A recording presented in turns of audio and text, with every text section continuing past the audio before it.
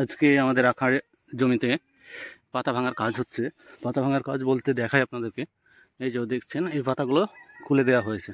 খুলে দেওয়ার কারণ এই যে খুলে না দিলে আপনাদের দেখাই, খুলে না দিলে অ্যাকচুয়ালি হয় কি, এই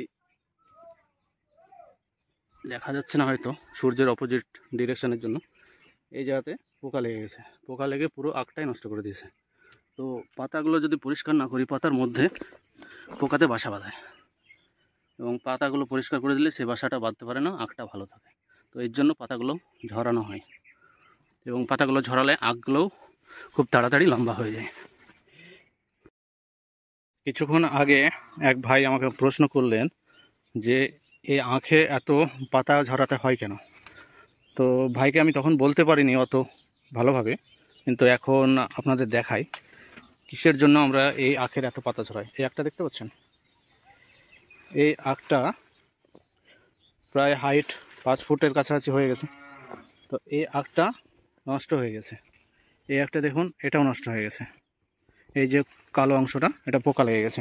তো এইরকম আখ অনেক আছে, এই দেখুন এটাও নষ্ট হয়ে গেছে, যেগুলো নষ্ট হয়ে গেছে।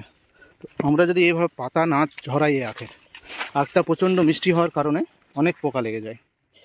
এই দেখুন এই আখটা পাতা ঝরাতে গিয়ে ভেঙে গেল, কারণ এই আখটা নষ্ট হয়ে গেছে। দেখতে পাচ্ছেন এই জায়গাটা পোকাতে নষ্ট করে দিয়েছে। এই কারণেই এই আখের নিয়মিত 2 সপ্তাহ পর পর আপনার পাতা ঝরানো লাগে। দেখুন পাতা ঝরানো হয়ে গেছে পুরো জমিতে, এখানে প্রায় 3 কাঠা মতো আখ আছে। আর সেম এভাবেই আমরা দেখেছি প্র্যাকটিস করতে চায়নাতে এবং ফিলিপাইন্সে, ওরা এভাবেই প্র্যাকটিস করে নিয়মিত পাতা ছাড়াই। তো আমরাও সেভাবেই প্র্যাকটিস করার চেষ্টা করছি এবং তার রেজাল্টও দেখতে পাচ্ছি। কিছুদিন আগে এই পাতাগুলো ছাড়িয়ে দিয়েছিলাম, পাতা ছাড়ানোর সময় আখের কালার থাকে এরকম, আর কিছুদিন পর এরকম ডিপ একটা কালার চলে আসে, গাঢ় বাদামি রং যেটা বলে সেটা।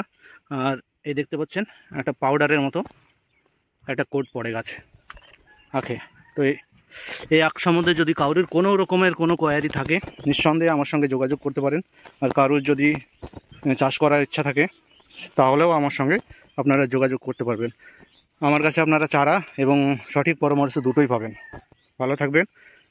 আরও নতুন আপডেটের জন্য আমার চ্যানেলটিকে সাবস্ক্রাইব করে আমার সঙ্গেই থাকবেন।